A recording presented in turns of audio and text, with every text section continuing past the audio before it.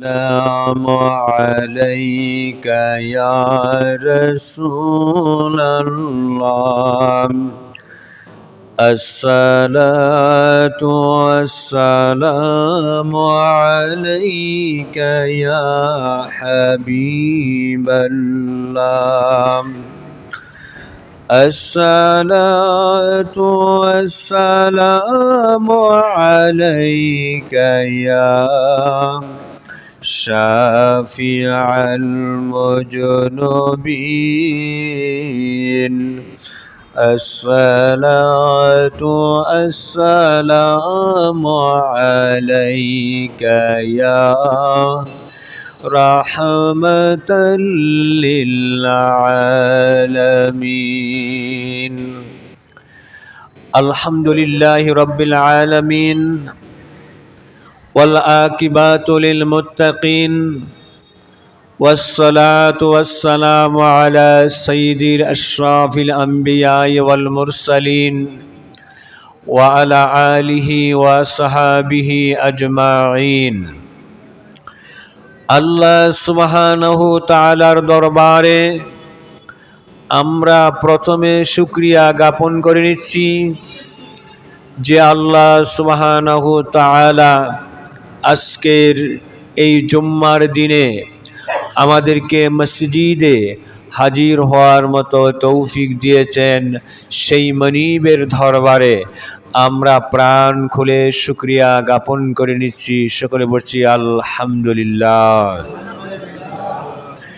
আল্লাহ পাকের অশেষ মেহেরবানি যে আল্লাহ রাব্বুল আলামিন আমাদেরকে সমস্ত সৃষ্টির ভিতরে সবচাইতে সুন্দর করে সৃষ্টি করেছেন এবং সমস্ত সৃষ্টির ভিতরে শ্রেষ্ঠ সম্মানও দিয়েছেন মানব জাতিকে।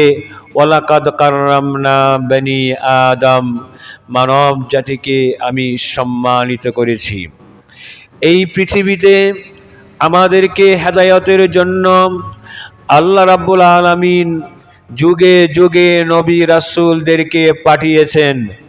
নবীদের মধ্যে যিনি সর্বশ্রেষ্ঠ, যাকে বলা হয় ইমামুল মুরসালিন, সাইয়্যিদুল মুরসালিন, রাহমাতাল লিল আলামিন, খাতামুন নবিয়্যিন, নবী মুহাম্মদুর রাসূলুল্লাহ সাল্লাল্লাহু আলাইহি ওয়াসাল্লামের অনুসারী হওয়ার মতো সুযোগ যে আল্লাহ রাব্বুল আলামিন আমাদেরকে দিয়েছেন।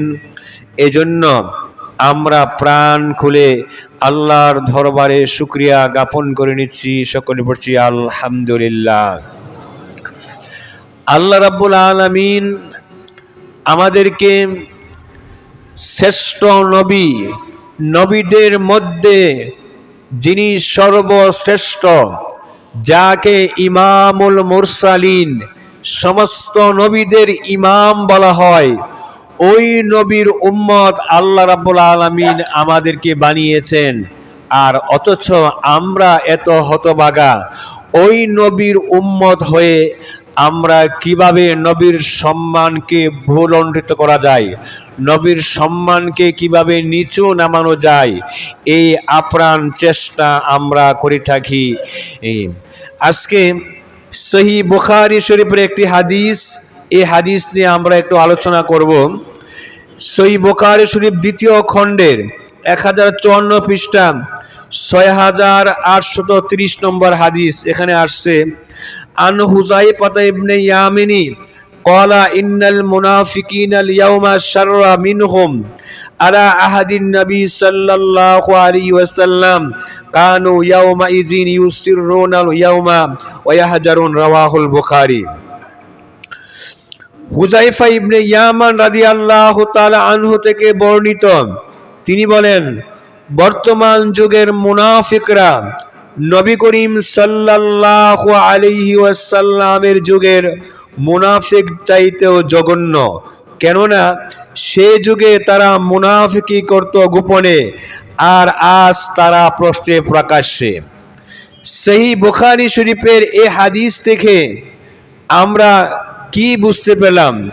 যে মুনাফিক রসুল আকরাম সাল্লাল্লাহু আলাইহি ওয়াসাল্লামের আমলে নবীর দুশ্মনী করত, মুনাফিকি করত তারা গোপনে। কিন্তু আজকে যারা মুনাফিকি করছে তারা গোপনে নয়, লক্ষ লক্ষ মানুষের সামনে আমার নবীর শানে বেয়াদবি করছে, দুশ্মনী করছে। আপনারা দেখেছেন আমার এই বাংলাদেশে তথাকথিত আজহারি তাফসিরুল কোরআন মাহফিলে আমার প্রাণের নবীকে গরুর রাখাল এবং খাদিজার কর্মচারী কামলা বলে কটাক্ষ করেছেন। রাসূল আকরাম সাল্লাল্লাহু আলাইহি ওয়াসাল্লামকে তুমি তাফসিরুল কোরআন মাহফিলে বসে আমার নবীকে গরুর রাখাল, তুমি আবার ইংরেজিতে এটাকে কাউবয় বলে তুমি কটাক্ষ করেছ। আমার নবীকে তুমি ইসলামের স্কলার হয়ে কাউবয়, গরু রাখাল বলেছ, অথচ আজ পর্যন্ত কোনো অমুসলিম ইহুদি খ্রিস্টান পর্যন্ত আমার নবীর শানে এরকম বেয়াদবি কথা বলে নাই। আপনারা জানেন মাইকেল এসহার্ট আমেরিকার একজন অন্যতম জ্ঞানী দার্শনিক। এই মাইকেল এসহার্ট আমার প্রাণের নবীর সবে বলেছেন, Prophet Hazrat Muhammad sallallahu alaihi wasallam was the great man, always, all time, no another person all world. এই খ্রিস্টান বলতেছে যে মুহাম্মদ সাল্লাল্লাহু আলাইহি ওয়াসাল্লাম সর্বযুগের সর্বকালের সর্বশ্রেষ্ঠ মহামানব, গোটা পৃথিবীতে তার সাথে কারো তুলনা হতে পারে না। জুড়ে বলেন সুবহানাল্লাহ। একজন খ্রিস্টান হয়ে আমার নবীকে মহামানব বলেছে, আর তুমি তথাকথিত তাফসিরুল কোরআনের মাহফিলে বসে ইসলামের স্কলার্স হয়ে তোমরা আমার নবীকে তুমি বলছো তিনি একজন রাখাল, কাউ ভয়। নবীর শানে এই বেয়াদবি তোমরা করতেছ, আর আমাদেরকে ডাকতেছ যে তোমরা আসো, আমার দলে আসো, তাফসিরুল কোরআনের মাহফিলে আসো, কোরআনের তাফসির করে আমাদেরকে তোমরা জাহান্নামে নিয়ে যাবে। এটা রাসূল আকরাম সাল্লাল্লাহু আলাইহি ওয়াসাল্লাম আজ থেকে প্রায় 1450 বছর পরে আমার প্রাণের নবী যেই ভবিষ্যৎবাণী করেছেন, আমার এই বাংলাদেশে এই আজহারির তাফসিরের মাহফিলে সেটা প্রমাণ হয়েছে। হাদিসটি আছে সহিহ বুখারী শরীফ, বুখারী শরীফের দ্বিতীয় খণ্ড 1049 পৃষ্ঠা, হাদিস নাম্বার হচ্ছে 6805।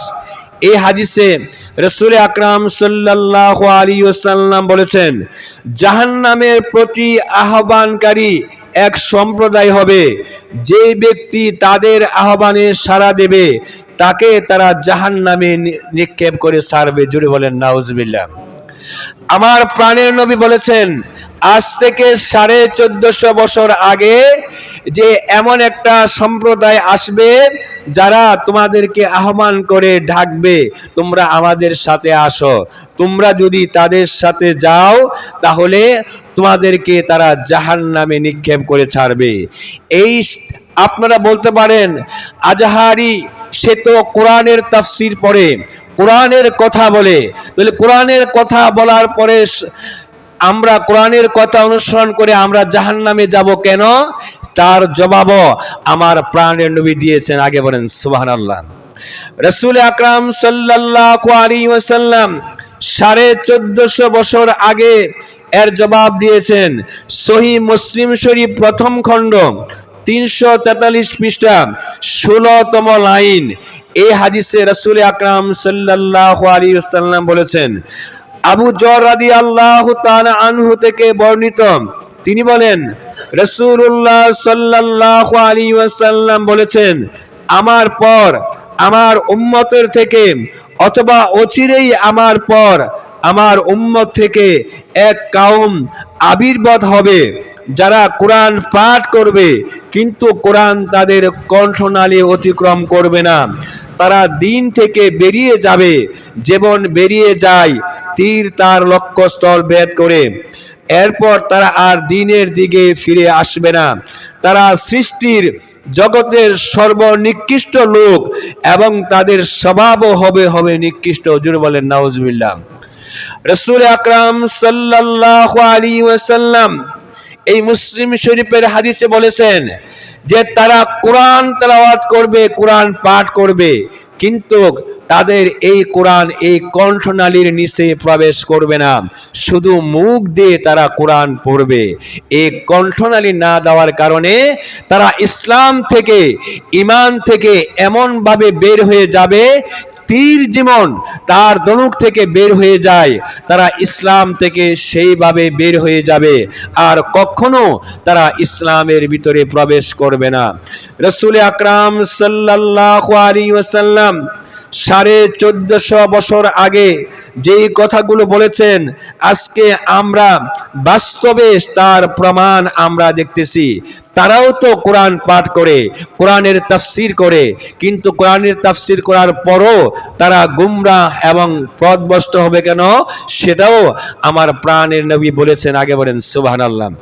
মুসলিম শরীফের হাদিসে আসেন, রাসূল আকরাম সাল্লাল্লাহু আলাইহি ওয়াসাল্লাম বলেন, ওই লোকটির বংশ থেকে এমন সম্প্রদায় সৃষ্টি হবে যারা কোরআন পাঠ করবে, কিন্তু কোরআন তাদের কণ্ঠনালীর ভিতরে প্রবেশ করবে না। তারা মূর্তি পূজকদের বাদ দিয়ে মুসলমানদের হত্যা করবে। জোরে বলেন নাউজুবিল্লাহ। আমার নবীর শানে তারা কত বড় বেয়াদবি করেছে। রাসূল আকরাম সাল্লাল্লাহু আলাইহি ওয়াসাল্লাম গনিমতের মাল বন্টন করতেছেন, তখন কুরাইশিয়া একজন সেই আরব বলে, ইয়া মুহাম্মদ ইত্তাকুল্লাহ, আল্লাহকে ভয় করো। আমার নবীকে সে ধমক দিচ্ছে, হে মুহাম্মদ আল্লাহকে ভয় করো। রাসূল আকরাম সাল্লাল্লাহু আলাইহি ওয়াসাল্লাম বললেন যে আমি যদি আল্লাহকে ভয় না করি, এই আকাশের নিচে কে আল্লাহকে ভয় করবে? এই লোকটা চোখ রাঙিয়ে রাসূল আকরাম সাল্লাল্লাহু আলাইহি সাল্লামের সামনে বের হয়ে যাওয়া অবস্থা, খালিদ ইবনে ওলীদ রাদিয়াল্লাহু তাআলা আনহু তিনি দাঁড়িয়ে বললেন, ইয়া রাসূলুল্লাহ, নবী গো, আমাকে পারমিশন দেন, আমি তাকে হত্যা করে কতল করে ফেলি। আমার প্রাণের নবী বললেন, না, তুমি তাকে হত্যা করো না। তার এই বংশ থেকে, তার এই ব্লাড থেকে, এই রক্ত থেকে ভবিষ্যতে এমন লোক বের হবে যারা কোরআন পাঠ করবে, কিন্তু কোরআন তাদের কণ্ঠনালীর নিচে কোরআন যাবে না। তারা সারা জীবন আমার বিরোধিতা করবে, আমার দুশমন করবে। ওই ক্রোয়েশিয়ার মুনাফিকের গোষ্ঠীরা তারা কোরআন পাঠ করে, কোরআন তাফসীর করে, আর তাফসীরের মাহফিলে বসে আমার নবীকে কাও ভয় রাখাল বলে তারা কোটাকে করতেছে। আমার খাদিজাতুল কুবরাকে তারা তালাইক্কা ইনটেক ছিল না, এই সমস্ত বলে তারা মন্তব্য করতেছে। আমার নবীর শানে তারা এই যে বেয়াদবি তোমরা করতেছ, তুমি কাকে রাখাল বলতেছ, ওটের রাখাল গরুছ? ওই নবীর সম্পর্কে তুমি কি একটু জানো? তুমি তো মুফাসসির, তিনি তো এমন নবী যেই নবী ইশারা করলে আকাশের চন্দ্র দ্বিখণ্ডিত হয়ে যায়। জুড়ে বলেন সুবহানাল্লাহ। আমার প্রাণের নবী, তিনি তো ওই নবী যিনি অস্তমিত সূর্য, যেই সূর্য অস্ত গিয়েছে, ওই সূর্য আমার নবীর হাতের ইশারায় উল্টা আবার উদিত হয়। জুড়ে বলেন সুবহানাল্লাহ। আমার নবী তো এমন নবী যেই নবী যখন রাস্তা দিয়ে হাঁটেন, রাস্তার দুই পাশের বৃক্ষগুলো আমার নবীকে সালাম দেয়, পাথরগুলো আমার নবীকে সালাম দেয়। আমার নবী, যেই নবী কোনো পাথরের উপরে দাঁড়ালে ওই পাথর তুলার মতো নরম হয়ে যায়। জুড়ে বলেন সুবহানাল্লাহ। যেই নবীর শানে আমার আল্লাহ বলেছেন, হে নবী, তথাকথিত আশআরি মুনাফিকরা যদি আপনার দুশমনি করে তাতে আপনার কোনো আসে যায় না। রাসূল আকরাম সাল্লাল্লাহু আলাইহি ওয়াসাল্লাম কে যখন আবু লাহাব পাথর মারল, রক্ত বের হয়ে আসলো। আমার প্রাণের নবী চোখের পানিগুলো মুছতে মুছতে বের হয়ে এবার হুজরা মুবারকের দোগারা। আমার নবীর চোখের পানি, আমার আল্লাহ বলেছে, হে নবী, ইন্নাকা আয়ুনিকা, আপনি তো আমার চোখের সামনে। আমার আল্লাহ রাব্বুল আলামিন ডাক দিলেন, ওগো আমার বন্ধু, আপনি তো আমার চোখের সামনে। আজকে আবুল আহাবের এই সামান্য পাথরের আঘাতে আপনি কেন চোখের পানি ফেলছেন? ওগো বন্ধু, চোখের পানি আপনি মুছে দেন। হেগা আমার বন্ধু, আপনি পেরেশান হবেন না। এই সামান্য কাফের বেঈমানের তাদের কষ্টের কারণে, তাদের মুনাফিকের কারণে, দুশমনের কারণে আপনি চিন্তিত হবেন না, পেরেশান হবেন না। হে নবী, আমি আপনাকে স্পেশাল উপহার দিয়ে দিব। ওয়ালা সাউফা ইউতিকা রাব্বুকা ফাতারদা। হে নবী, অচিরেই আপনাকে আমি এমন উপহার দিব যাতে আপনি খুশি হয়ে যান, আনন্দিত হয়ে যান। আপনার চোখের পানি আপনি মুছে পেলেন। আজকে এই কাফেরদের, মুনাফিকদের এই দুশমনির কারণে আপনি কোনো মনে কষ্ট করবেন না। ওয়ারা ফানা লাকা যিকরাক, আপনার সম্মান, আপনার মর্যাদা আমি আল্লাহ রাব্বুল আলামিন উঁচু করে দিব। জোরে বলেন সুবহানাল্লাহ। যেখানে আল্লাহ রাব্বুল আলামিন বলছেন, হে নবী, আপনার সম্মান আমি উঁচু করে দিব, আল্লাহ পাক দিয়েছেন আজানে দেখেন আমার নবীর নাম, ইকামতে আমার নবীর নাম, নামাজের ভিতরে আমার নবীকে সালাম। জুড়ে বলেন সুবহানাল্লাহ। কি বলেন? আজানের ভিতরে যেখানে আল্লাহর নাম উচ্চারিত হয় সেখানে আমার নবীর নাম ছাড়া কি আজান হবে? আপনি নামাজ পড়বেন, ইবাদত করবেন আল্লাহর, সেখানে ইকামতের ভিতরে আমার নবীর নাম না নিলে ইকামত হবে? হবে না। নামাজ পড়তেছেন আল্লাহর জন্য, সেই নামাজের ভিতরে যদি আমার নবীকে সালাম না দেন আপনার নামাজ হবে? আপনার নামাজ হবে না। আমার নবীকে যে আল্লাহ পাক বলেছেন, হে নবী, ওয়ারাফা'না লাকা যিকরাক, আপনার সম্মান আমি উঁচু করে দিয়েছি, আমি আজানে আপনার নাম দিয়েছি, ইকামতে আপনার নামে দিয়েছি, নামাজের ভিতরে আপনার সালামের ব্যবস্থা আমি আল্লাহ করে দিয়েছি। যেখানে আল্লাহ রাব্বুল আলামিন সর্বত্র আমার নবীর সম্মান বাড়িয়েছেন, তথাকথিত এই আজহারি মুনাফিকের গোষ্ঠীরা যদি আমার নবীকে রাখাল বলে, আমার নবীর শানে বেয়াদবি করে, এতে করে আমার নবীর সম্মানের কিছুই হবে না, বরং যারা বেয়াদবি করবে তাদের কপালই বিনষ্ট হবে, তাদের লাঞ্ছনা গ্লানি এবং দুনিয়াতে এবং আখেরাতে। রাসূল আকরাম সাল্লাল্লাহু আলাইহি ওয়াসাল্লাম তার সম্মান আমার আল্লাহ বৃদ্ধি করে দিয়েছেন। হে নবী, দুনিয়ার কাফের বেঈমান মুনাফিকরা যদি আপনার শানে বেয়াদবি করে, আপনার নাম উচ্চারণ না করে, তাতে আপনার কোনো আসে যায় না। কারণ আমি আল্লাহ এবং আমার ফেরেশতা নিয়ে আপনার সম্মান, আপনার দুরূদ সালাম, আপনার প্রশংসা, আপনার জিকির, আপনার স্মরণ আমি আল্লাহ রাব্বুল আলামিন নিচে করে থাকি। জোরে বলেন সুবহানাল্লাহ। আল্লাহ রাব্বুল আলামিন বলছেন, হে নবী, দুনিয়ার কাফের বেঈমান মুশরিক, দুনিয়ার সমস্ত মানব জাতি, শুধু বাংলাদেশ নয়, পৃথিবীর কোনো মানুষ যদি আপনার সম্মান না করে, আপনার জিকির না করে, আপনার কোনো আসে যায় না। ওগো আমার বন্ধু, ইন্নাল্লাহা ওয়া মালাইকাতাহু ইউসাল্লুনা আলান নবী ইয়া আইয়ুহাল্লাযীনা আমানু সাল্লু আলাইহি ওয়া সাল্লিমু তাসলিমা।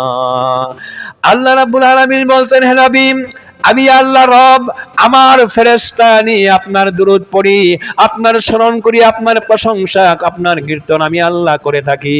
এবং হে ঈমানদারেরা, তোমরা আমার নবীর উপরে দুরূদ পড়াও, আমার নবীকে সালাম দাও, আমার নবীকে তোমরা সম্মান করো। আল্লাহ রাব্বুল আলামিন নিজে যার বন্ধুর প্রশংসা করেছেন, আমরা দুনিয়ায় যারা মানব জাতি আছি, এই মুনাফিকরা যদি আমার নবীর দুশমনি করে, তাতে আমার নবীর কোনো আসে যায় না।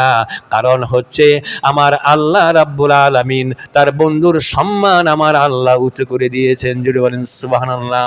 আল্লাহ রাব্বুল আলামিন যার সম্মান উঁচু করে দেন, তার সম্মান নিচু করার ক্ষমতা পৃথিবীর কারো নাই। কাল হাসরের ময়দানে যখন কেউ কথা বলতে পারবে না, আমার প্রাণের নবী সর্বপ্রথম সেদিন কথা বলবেন এবং আল্লাহর কাছে সুপারিশ করবেন। আল্লাহকে বলবেন, প্রভু গো, এইগুলো তো আমার উম্মত। আমার আল্লাহ বলবেন, এটা আপনার উম্মত, যান আপনার সম্মানে আপনার উম্মতগুলোকে আপনি বিনা হিসাবে জান্নাতে নিয়ে যান। জুড়ে বলেন সুবহানাল্লাহ। আমরা যেন রাসূল আকরাম সাল্লাল্লাহু আলাইহি সাল্লামের খাঁটি উম্মত হয়ে যেন আমরা দুনিয়াতে বিদায় নিতে পারি, রাসূলকে মহব্বত করতে পারি, ভালোবাসতে পারি। মৃত্যুর সময় যেন রাসূলকে পাই, কবরে যেন রাসূলকে পাই, হাসরে যেন রাসূলকে পাই। আল্লাহ রাব্বুল আলামিন আমাদের সকলকে সে তৌফিক দান করুন। সকলে বলছে আমিন। ওয়া আখির দাওয়ানা ওয়া মা আলাইনা ইল্লাল বালাগ। যারা সুন্নাত পড়েন না এখন পড়ে নিন।